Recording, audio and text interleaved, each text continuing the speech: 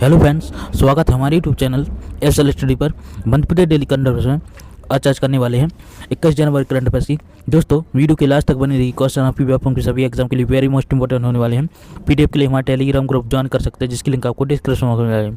और साथ ही दोस्तों, इंपॉर्टेंट फैक्ट भी चर्चा करते चलेंगे, तो वीडियो के अंत तक बने रहिएगा। चलिए देखते हैं क्वेश्चन है दोस्तों, हाल ही में 3 दिवसीय संगीत समारोह राग अमीर 2022 का शुभारंभ किसके द्वारा किया जाएगा? तो दोस्तों, इसका राइट आंसर है ऑप्शन नंबर बी, सुश्री उषा ठाकुर जी के द्वारा संगीत समारोह राग अमीर 2022 का शुभारंभ किया जाएगा। तो आपको याद रखना ऑप्शन नंबर बी करेक्ट है।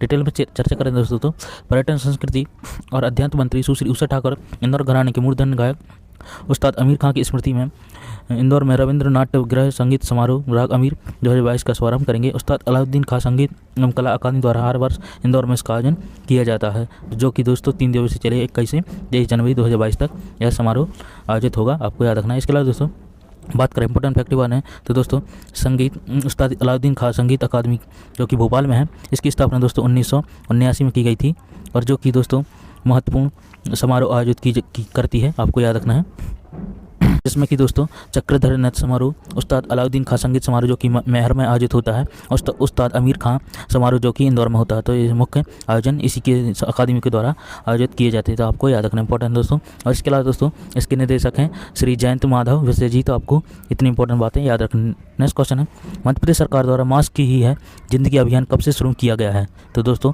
इसका राइट आंसर है ऑप्शन नंबर बी, 20 जनवरी से मास्क की है जिंदगी अभियान शुरू किया गया है। आपको याद रखना है। डिटेल में चर्चा करें दोस्तों, 20 जनवरी से मास्क की है जिंदगी अभियान शुरू किया गया। इसके अंतर्गत दोस्तों मास्क को जन सहयोग की सुलभ तरीके से उपलब्ध कराना और मास्क बैंक स्थापित करना है, और मास्क को ठीक है ढंग से पहने और सुरक्षित निपटान की जानकारी देना है। और अभियान में अशासकीय संगठनों और संस्थाओं के को सहयोग में लिया जाएगा, और व्यक्तिगत जनसंपर्क के साथ ही जागरूकता की विभिन्न गतिविधियाँ की जाएंगी। इसके अलावा दोस्तों, मास्क लगाने वालों को प्रोत्साहन और नहीं लगाने वालों को समझाई दी जाएगी। रोको टोको अभियान, विभिन्न प्रकार के माध्यमों से मास्क लगाने के फायदे बताए जाएंगे, और मास्क नहीं लगाने पर समझाइश के बाद उन्हें चालानी कार्रवाई भी की जाएगी। इसके अलावा दोस्तों, आपको मध्य प्रदेश शासन द्वारा कोरोना काल में 1-2 अभियान चलाए गए, जो कि आपको याद रखना है, जैसे कि दोस्तों कोरोना अभियान, रोको टोको अभियान, ये आपको अभियान याद रखने हैं। नेक्स्ट क्वेश्चन है, स्टार्टअप इंडिया प्रोग्राम के तहत मध्य प्रदेश से सतना के अनुराग श्रीवास्तव ने कौन सा ऐप बनाया है? तो दोस्तों, इसका राइट आंसर है ऑप्शन नंबर बी, दीदी ऐप।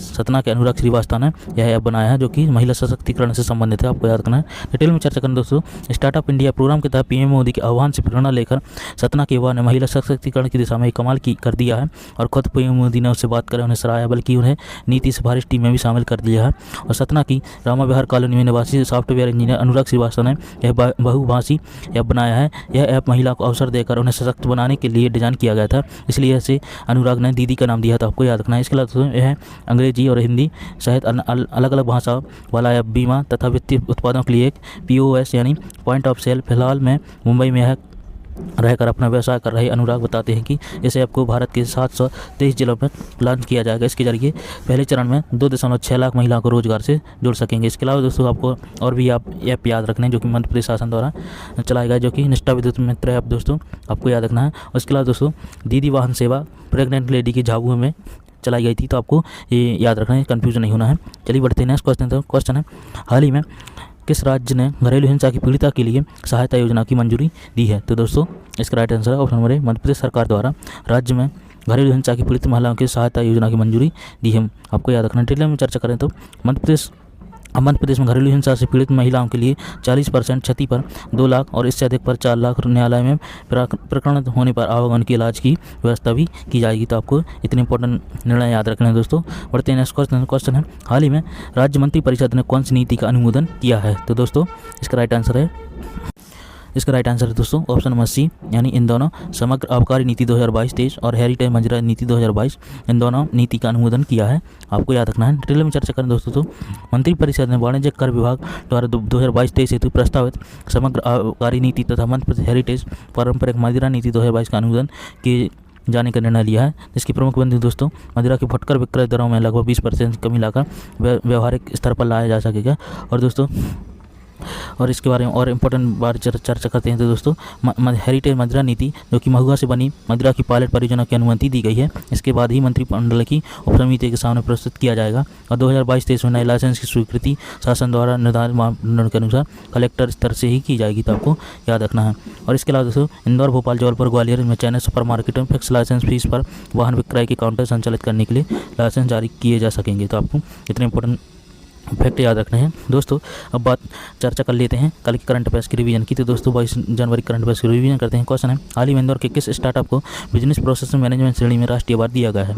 तो दोस्तों इसका राइट आंसर है ऑप्शन नंबर ए, लुटेन स्मार्ट टॉयलेट को स्टार्टअप को बिजनेस प्रोसेस मैनेजमेंट श्रेणी में राष्ट्रीय अवार्ड दिया गया है। ऑप्शन नंबर ए करेक्ट है। नेक्स्ट क्वेश्चन है, हाल ही मध्य प्रदेश के किस मंत्री को श्री राघव रत्न अलंकार से अलंकृत किया गया है? तो दोस्तों इसका राइट आंसर है ऑप्शन नंबर श्री कमल पटेल, जो कि वर्तमान में मध्य प्रदेश कृषि कल्याण मंत्री है। ऑप्शन नंबर ए करेक्ट है।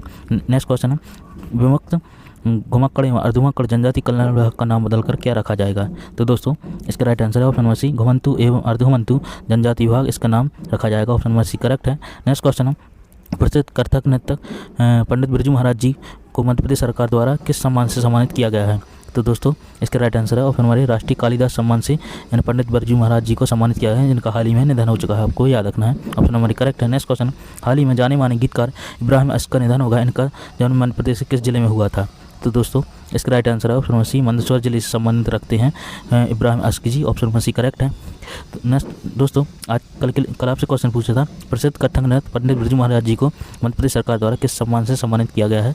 तो इसका राइट आंसर था ऑप्शन नंबर ए, राष्ट्रीय कालिदास सम्मान से। ऑप्शन नंबर करेक्ट है। आज के लिए अपनी क्वेश्चन है, हाल ही में राज्य मंत्री परिषद ने कौन सी नीति का अनुमोदन किया है? तो दोस्तों इसका राइट आंसर आप कमेंट बॉक्स में देना है। दोस्तों यह था हमारे current affairs video. I hope आपको पसंद आया होगा।